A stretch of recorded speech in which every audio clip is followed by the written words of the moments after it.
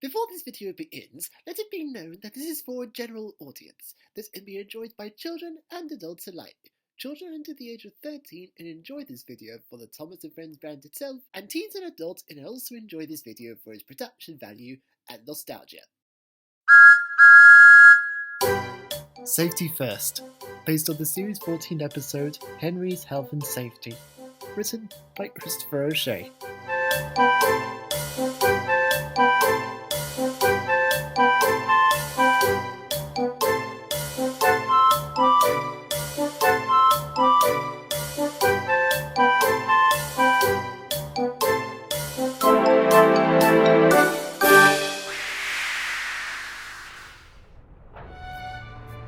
Madge is a small lorry who takes parts from factories to the engines of a narrow-gauge railway.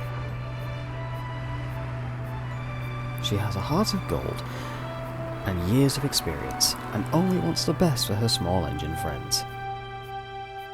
One day, she was driving along the country roads until she arrived at the Glenlock village. She was driving reasonably quickly. Suddenly, as she turned the corner, she saw a man walking across her way. Her driver applied the brakes, but luckily, the man wasn't severely injured, but her arriving so suddenly caused him to rush and trip on a loose apple and fall face first on the road, causing apples to scatter everywhere. Madge watched it all unfold, guiltily. I'm sorry this happened. I just didn't notice. Well, there have been a number of times you have gotten into accidents like this. You're a great lorry, Madge, but you have to be more careful. It's a matter of considering what can go wrong in a busy place or difficult task. You're right. I will do my best to keep health and safety a top priority. Madge later saw George sorting a problem out with a lorry and a drill machine called Thumper. It's simple. Just drill down the wall and get demolishing the rest. No, I don't want to! What is going on here? Thumper was worried about harming anyone when demolishing this disused shopping center, even when we That cleared... is perfectly valid, George. You have to consider how much chaos the jaws could cause, knocking debris all directions. What kind of nonsense is that? You want these jaws to hurt someone? No, Thumper. That's just what I thought. And Madge drove away. Later, Madge's driver received a call from Mr Percival. Mr Percival? This is Mr Percival. Over. Sir, we hear you clear. Over. Excellent. Skarloey has overheated at the picnic area and needs to make way for Bertram Hats Express. Can you pick him up, please? Over. Not a problem, sir. We'll be on our way. Great. Thank you. Meanwhile, George was trundling along a narrow road to a halt. Stupid lorry, stupid accident, stupid Rose. If she tells me what to do one more time, I'll tell her where she can... Huh? What was that? He ground to a halt. Sorry, George. We've run out of coal. Oh, this is marvellous. And what a place for it to happen, eh? There's no one within 15 miles who comes down this street. How'll we ever get some coal? Oh, blimey, this isn't the city. No one told me I was going down here, let alone backwards. Oh, haven't you heard? This is a rescue spree. Yeah. You see, we've been called to collect several vehicles at a time, to save travelling back and forth from the garage. Several at a time? But I can't. Where's your stamina? This will build up character. Well, would you look at that? Someone must be looking out for us. Sorry for the delay. First time going this far backwards. About time. I say, you can't expect one to go light speed.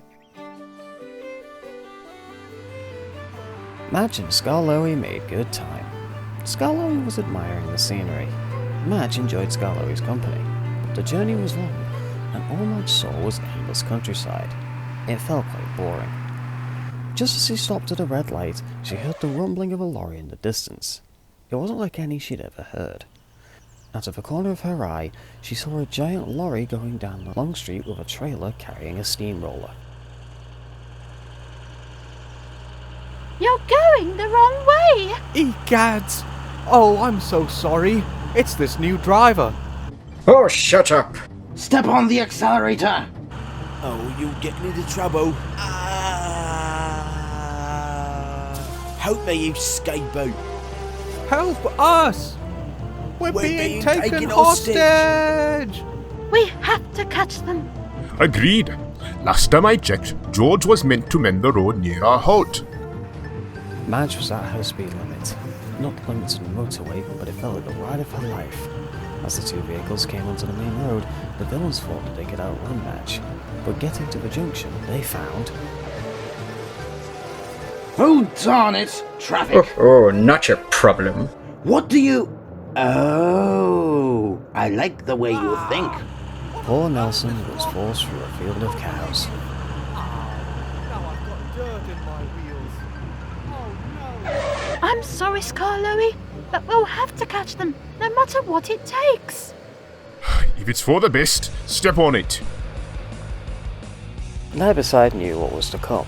They were going down some open countryside. They went along through a tall, ominous forest. Are you slowing down? The lorry's getting closer. Oh, it's not like we're running over fallen branches every few seconds. Hey, where are you going? Haha! Not very athletic, are you? Guess you should have eaten your greens.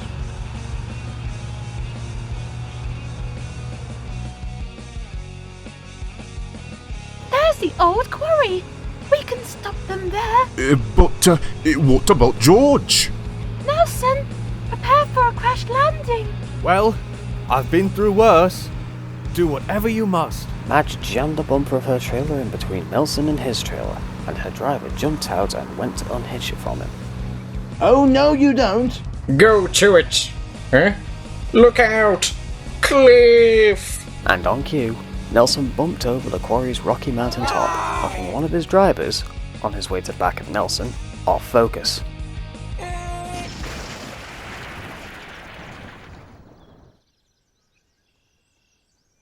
Tell me when this stops. Oh, it has stopped. You have. Madge's driver called the breakdown team to tow Nelson away and get him, while dented, with his wheels on solid ground. She had to drive away with him, with Skarloey miraculously still intact. Are you okay? All in one piece, thankfully. Good gracious, you were rocketing it along the roadway. I know it was irresponsible. I'm so sorry. Oh, calm down, Madge. I would complain if you didn't do it for such a good cause, risking your life to save others. I don't know many vehicles who would be brave enough to do what you did. Me neither. Those crooks hijacked Nelson when we wanted him to bring George for a big project near the narrow gauge line. I was told all about it, and I'm proud of you. Nelson is being sent for repairs, and we've had the rest of the pack go by themselves. You are a really reliable lorry. Madge beamed from mirror to mirror.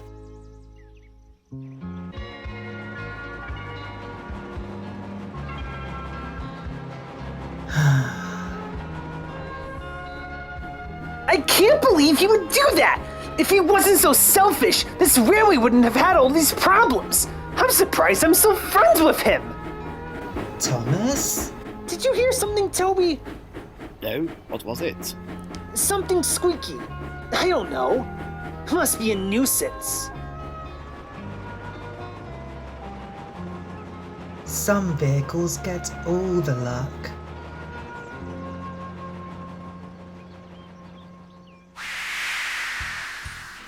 In that episode of Thomas Rewritten, the story was written by Christopher O'Shea.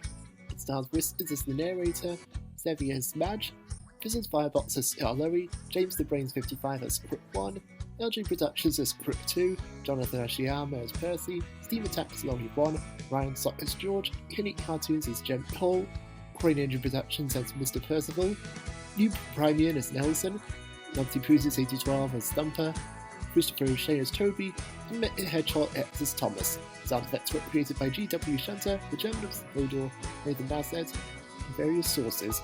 The music was created by Donald Shaw, NorrambyBranch, Karl Jenkins, Let Go Spaceman, NW906 Music, and the Tuxter Intensifiers. This has been a steam-powered cyborg production. Characters were owned by Wilbert and Christopher Audrey, Brittlecroft Kids Entertainment, and Mattel.